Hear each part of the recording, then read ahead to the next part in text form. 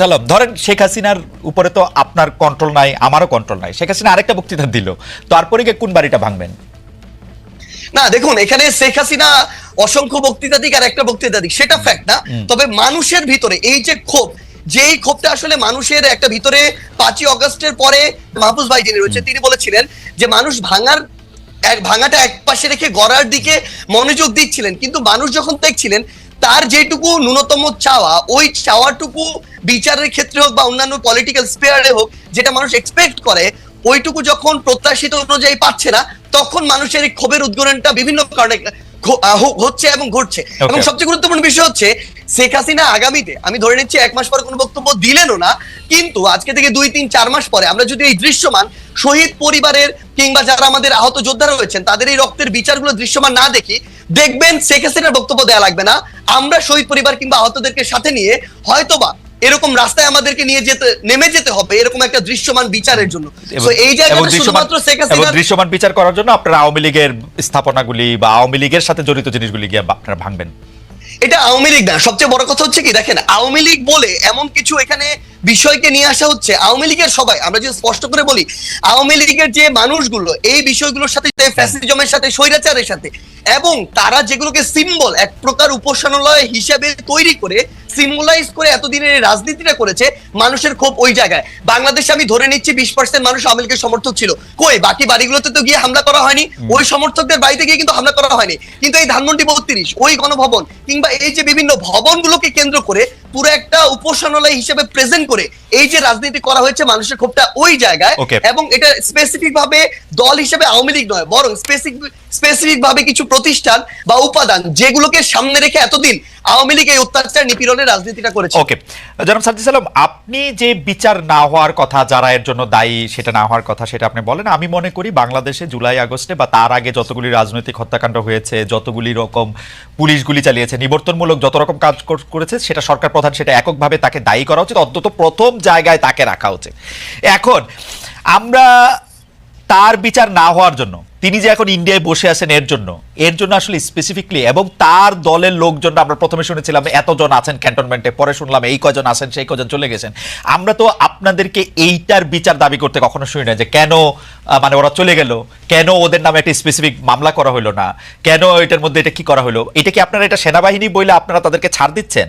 আপনারা কি মনে করতেছেন যে না এদের সম্পর্কে, এটা কি সেনাবাহিনী নাকি অন্তর্বর্তীকালীন সরকার? না না, আমরা শুনেছিলাম যে আওয়ামী লীগের যারা শীর্ষস্থানীয় নেতৃবৃন্দ আছেন, আওয়ামী লীগ, যুবলীগ, ছাত্রলীগ, বা তাদের মধ্যে অনেকে প্রাণ ভয় সেনাবাহিনীতে, ক্যান্টনমেন্টে আশ্রয় নিতে গিয়েছিলেন।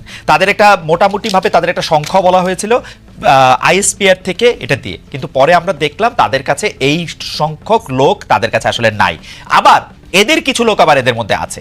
আমি সেজন্য জানতে চাইছিলাম যে আপনারা কি আসলে এই যে যাদেরকে ছেড়ে দেওয়া হলো, এমনকি শেখ হাসিনাকে যে বিদেশে চলে যেতে দেওয়া হলো পদত্যাগের পরে, এর জন্য কি আপনারা সেনাবাহিনীকে বা কাউকে আসলে দায়ী মনে করেন কিনা? আপনারা যে বিচারের কথা বলছেন, দেখেন দুইটা বড় বিষয় সার্জিস।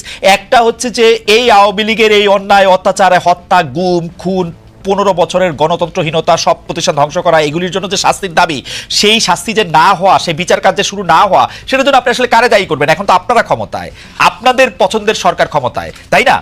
দ্বিতীয় কথা হচ্ছে যে এই জুলাই আগস্টে যারা শহীদ হয়েছেন, সেই শহীদদের মধ্যে থেকে যারা আহত হয়েছেন, তাদের চিকিৎসার জন্য, তাদের টাকা পয়সা দেওয়ার জন্য যে সরকারের, আমি কোট আনকোট ব্যর্থতা বলতেছি, সেইটার জন্য আপনি আসলে কাকে দায়ী করবেন? আপনি নিজেও আপনি দেখেন যে জুলাই স্মৃতি ফাউন্ডেশনের সাধারণ সম্পাদকের দায়িত্বে আপনি আর থাকলেন না।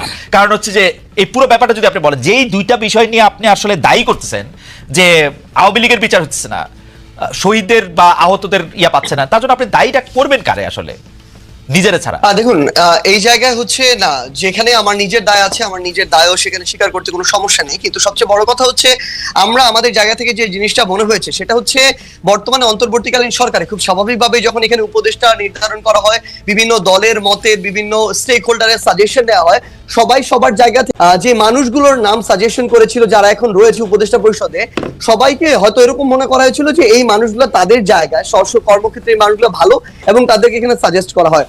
কিন্তু আমার জায়গা থেকে, আমার ব্যক্তিগত জায়গা থেকে মনে হচ্ছে এখন যারা আমাদের এই জায়গায় উপদেষ্টা পরিষদে রয়েছেন, অনেকের ক্ষেত্রে এই জিনিসটা খাটে। তারা হয়তো মনে করছেন যে বাংলাদেশের যে মানুষ যারা রয়েছে তারা হয়তো হয় তাদের মতোই সবাই ভালো, না হয় তারা মনে করছেন যে এই মানুষগুলো খুব দ্রুত ভালো হয়ে যাবে, একটা সুযোগ দিয়ে দেখি। কিন্তু সবচেয়ে বড় কথা হচ্ছে এই বাংলাদেশে আমরা দেখছি প্রত্যেকটা সেক্টরে মানুষদের শিরায় শিরায় আসলে এই যে এতদিনের যে ফ্যাসিজম কিংবা এই যে একটা চিন্তা ভাবনার একটা করাপ্টেড চিন্তা ভাবনা ঢুকে গিয়েছে, যে বের করে নিয়ে আসার জন্য একটা স্ট্রিক্ট একটা ওয়েতে যাওয়া প্রয়োজন, কিন্তু খুব স্বাভাবিকভাবে সেটি আমরা দেখছি না। বরং ওই মানুষগুলোর মধ্যে যে প্রথমে 2-3 মাসে যে একটা ভীতি তৈরি হয়েছিল যে একটা কথা বলি, আমি বিভিন্ন জনের কাছ থেকে যা জানছি, যত উপদেষ্টা আপনারা নিয়োগ দিচ্ছেন, ডক্টর ইউনূস সহ আপনারা সহ সব উপদেষ্টা নিয়োগ দিচ্ছেন আপনারা আর কারো কথা শুনে কোনো একজন উপদেষ্টা নিয়োগ দেন নাই। আচ্ছা, সবচেয়ে ভাই একটা জিনিস একদম ক্লিয়ার করি, এটা হচ্ছে সবচেয়ে বড় মিথ্যা কথা। কেউ যদি বলে থাকেন তাহলে তিনি মিথ্যা বলেছেন অথবা না জেনে বলেছেন। এখানে বিএনপি তাদের সরাসরি তাদের মত ছিল, তাদের সাজেশন ছিল, অন্যান্য রাজনৈতিক দলগুলোর জায়গা থেকে নামের সাজেশন ছিল, বাংলাদেশ সেনাবাহিনীর পক্ষ থেকে সাজেশন ছিল, শিক্ষার্থীদের পক্ষ থেকে সাজেশন ছিল, সিভিল সোসাইটির পক্ষ থেকে সাজেশন ছিল। আমরা শুনছি শুধু আপনাদের সাজেশন নেওয়া হয়েছে, আর কারো সাজেশন নেওয়া হয় নাই ভাই। এবং সবচেয়ে বড় কথা, ইভেন এখানে প্রফেসর ডক্টর মোহাম্মদ ইউনূস যখন তাকে প্রধান উপদেষ্টা হিসেবে আমরা আমাদের জায়গা থেকে প্রস্তাব করি এবং তিনি সেখানে পজিটিভ একটি রেসপন্স করেন, তখন তার জায়গা থেকেও সাজেশন ছিল এরকম যে আমি এই পরিষদটাকে যদি কন্টিনিউ করতে চাই, এখানে আরো 2-3 জন এই মানুষকে প্রয়োজন এই জায়গাগুলোতে উপদেষ্টা পদে। সো এখানে প্রায় 5 থেকে 6টি স্টেক হোল্ডারের সরাসরি অংশগ্রহণ ছিল, সরাসরি তাদের সাজেস্ট করা যে উপদেষ্টারা তারা এখন রয়েছেন। কেউ যদি এটা স্বীকার করতে না চান, অবশ্যই এটা সৎসাহসে তাদের অভাব। এখন যদি এই কথাটি বলি যে এখানে যে জিনিসটা আমরা আমাদের জায়গা থেকে দেখতে পাচ্ছি, সরকারের আসলে অনেক উপদেষ্টার নরমাল সময়ে যেরকম একজন মন্ত্রী অ্যাক্টিভলি এখানে পার্টিসিপেট করার কথা, গার্ডস নিয়ে বোল্ডনেস শো করে কাজ করার কথা, অনেক উপদেষ্টার ভিতরে আমরা এখন সেটা দেখতে পাচ্ছি না। তারা গতানুগতিক তাদের যে অফিস ওয়ার্ক, সেই অফিস ওয়ার্ক গুলো তারা তাদের জায়গা থেকে করছেন। সো আমাদের জায়গা থেকে মনে হচ্ছে যে যেভাবে এরকম একটি করাপ্টেড আমলাতন্ত্র এতদিন ধরে চলেছে বা করাপ্টেড করা হয়েছে, সেই আমলাতন্ত্রকে গতানুগতিক একটি মন্ত্রণালয় চলবে, সেটা থেকে কাঙ্ক্ষিত আউটপুট কখনো পাওয়া সম্ভব নয়। এই বিষয়টি আমরা এখন আমাদের জায়গা থেকে দেখছি।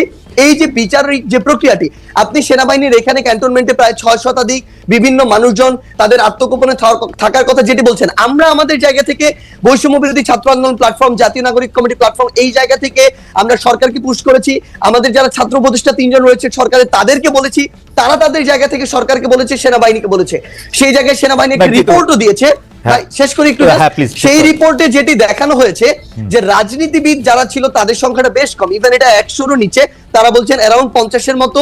এবং এই জায়গাটার সংখ্যাটা সবচেয়ে বেশি হচ্ছে কিছু পুলিশ কর্মকর্তা, কিছু আমলাতন্ত্রের কিছু আমলা, তারা তাদের পরিবার সহ ওই বিভিন্ন বাড়িগুলোতে তাদের আত্মীয় স্বজন বাসায় আশ্রয় নিয়েছিলেন। এবং সবচেয়ে বড় সংখ্যাটা হচ্ছে আমলা এবং পুলিশ, যারা এই হত্যাযজ্ঞের সাথে সরাসরি জড়িত ছিলেন, যারা ওই আমলাতন্ত্রে বসে শেখ হাসিনাকে সার্ভ করেছেন। সেই জায়গায় এখন সবচেয়ে বড় যে সমস্যাটি হচ্ছে, তারা কিছুদিন আরোপ না করে এখন বিভিন্ন ফর্মে আবার অংশগ্রহণ করছেন, কিন্তু সরকারের জায়গায় যে একটি স্ট্রিক্ট হয়ে যে একটি ব্যবস্থা নেওয়ার যে প্রক্রিয়াটি, সেটি আমাদের জায়গা থেকে আমরা দেখছি না। বরং আমরা যেটি দেখছি যে ওই আমলাতান্ত্রিক যে বিচারিক প্রক্রিয়া, ওই জায়গায় সরকার